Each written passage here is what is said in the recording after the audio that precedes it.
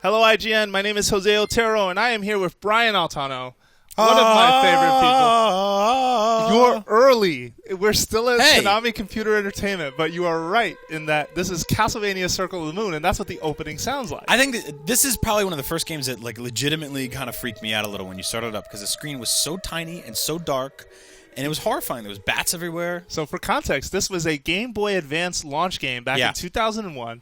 Game Boy Advance was, to a lot of us, this eye-opening thing, right? Because it was basically, we like to call it the Super Nintendo in your pocket, which was like, no, you can't do that. It was kind of eye-squinting. Well, there was that too. I mean, the idea of the device was eye-opening. Obviously, the visuals and not having a backlight was not. Yeah. So all this detail you're seeing in the background right here, this was really hard to see back in 2001, because back in that time, if you know Nintendo and you know the Game Boy, it didn't have a backlight, and they cited basically battery concerns. Like, one of the things Nintendo always wanted to do with each handheld was, hey, it has to have a long battery life. That's right. And everyone else who had the backlit display would sacrifice that for, like, hey, you can play this for like 16 minutes or something like that. It wasn't that bad, but you know what I mean. Anyway, this is the track menu just kind of rolling here. I do have a file in progress, so I'm actually going to start it up right now. So I love this game because this was one of the first, really full-fledged Castlevania handheld games. Yeah. Otero, I like That's that. right. It's very thematic. Like it. Yes. Thanks very much.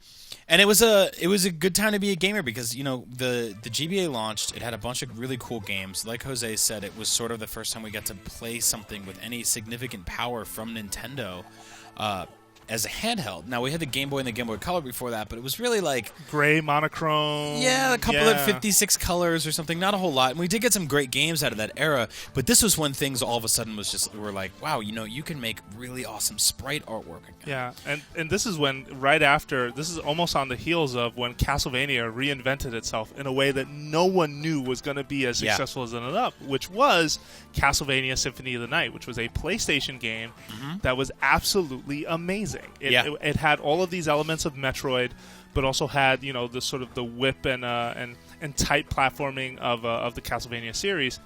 Circle of the Moon and every GBA Castlevania, all three of them, and we're actually going to have Let's Plays of all three here on IGN in a little bit. You need that double jump.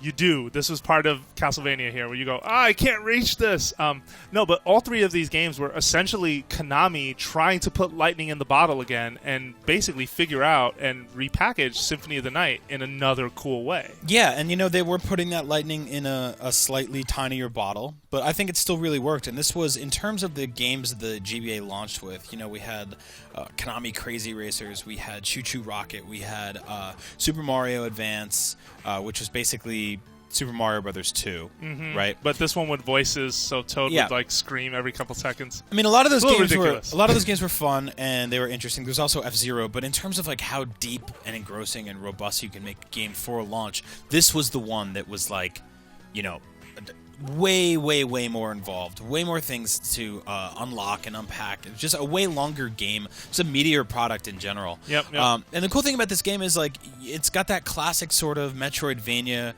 feel to it. I know, I hate that word. I don't know what else to call it. Come up with a better word. Tell us in the comments below. And I will retire that word in a heartbeat if we have a better word for games that are like this. And basically, you jump into this castle, right? And it's dark and mysterious, and there's enemies everywhere. But there's areas that you can't access yet. And by playing through the game, you get new abilities. And it's one of those games where your character moves at the start of the game very differently than he does at the end. You get a double jump, you get a dash, you get running, you get wall climbs, all sorts of stuff. You know, so like Jose eventually will be able to get up this wall right here. Yep. Right now he can't because he's not very good at video games. And that's what... to hell with that, but that's what is interesting about sort of the design of sort of Metroid and Castlevania as a whole, especially post Symphony of the Night, is that the world design is based around you finding certain power-ups and using them to therefore get to other sections you couldn't before, and it's really cool, and there are elemental properties. That said, though, before I get into what is kind of bogus about Circle of the Moon, because Circle of the Moon is really good. It was definitely the killer app for the GBA, hands down. Certainly one of the best-looking portable games of its day. It doesn't look like much now, but let me tell you, kids, in 2001, holy cow, this was like what everyone wanted, because before this, like Brian said, nothing looked this good. Yeah. But there it is. Castlevania Circle of the Moon has this system called DSS, Dual System Setup, and it revolves around cards. So here's one of them, Received Serpent card. So now, every enemy in this game has their own serpent card. Is that correct? No, because if that's true, then there are only 1, 2, 3, 4, 5, 6, 7, 8, 9, 10, 20 enemies in the game. Oh, so these are dropped randomly.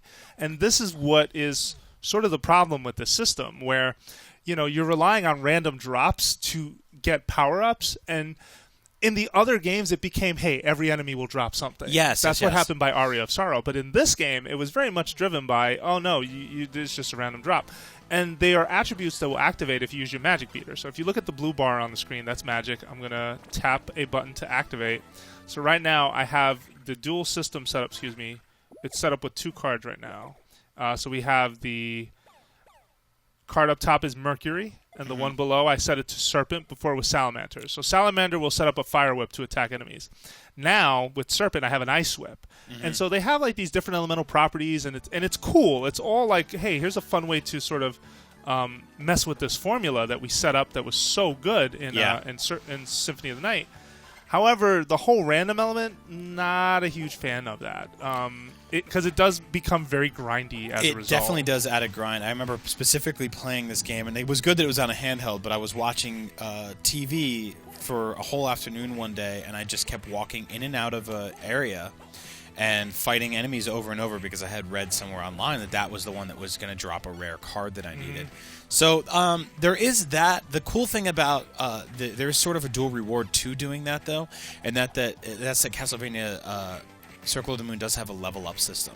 Yep. So you're just like Symphony. Yeah. So if you're fighting an enemy that you're hoping to drop a card, but he drops a lot of XP, you are sort of getting paid for your risk and reward. Yep. Although it is kind of a hassle.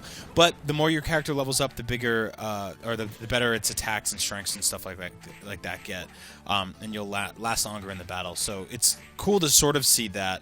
Now, as you can see, the enemies do also drop items. Yep. So that's the other sort of bonus of sitting around and waiting and fighting the same thing over and over. Yeah, and just the bonus thing in the system isn't so much that, oh, well, they're drop-based. Instead, you couldn't really alter your chances to get anything. Like, it's not like you can work up, like, in later games, you could improve your luck stat, for example, and then you'd have a higher chance of something getting dropped.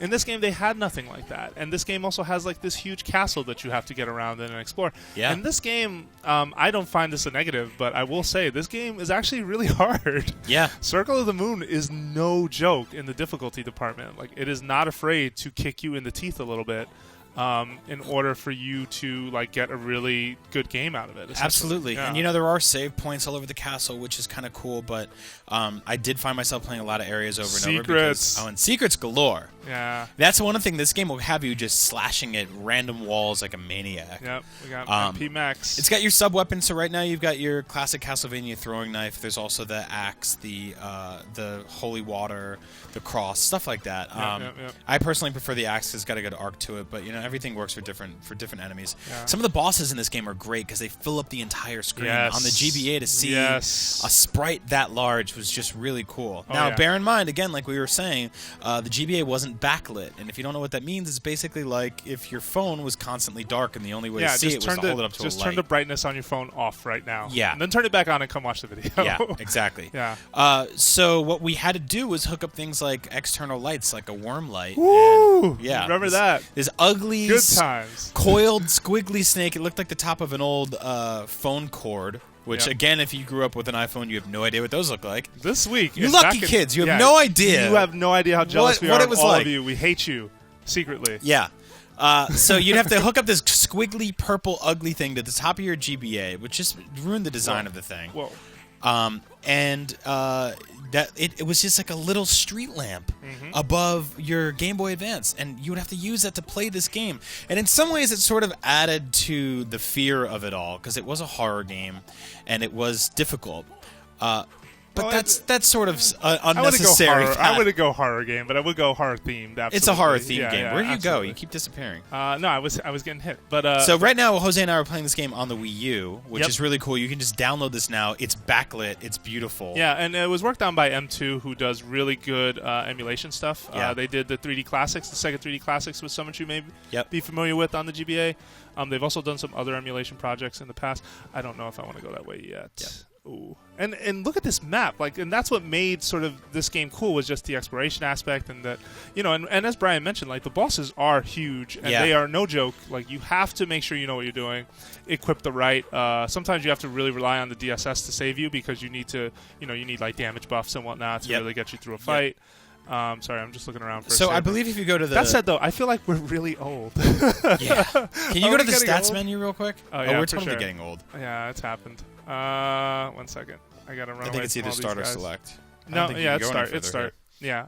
So, as you can see, we've got a couple things here. Time is the amount of time you spent in it. Rate is actually how much of the map you've uncovered. Yeah, and discoveries in general. So those little percentage points are actually like little things in a wall that you slash, tiny little holes and nooks and crannies all over the castle. And it was every gamer tried to get 100% in this game. And you've got XP, you've got your hearts. But and in this health game, and it stuff wasn't like that. fun to get 100%. I will say that. There are other games where I feel the 100% is worth it. Symphony of the Night being one of the all-time classics. Yeah. I challenge you to tell me it's not. I think I broke the mic.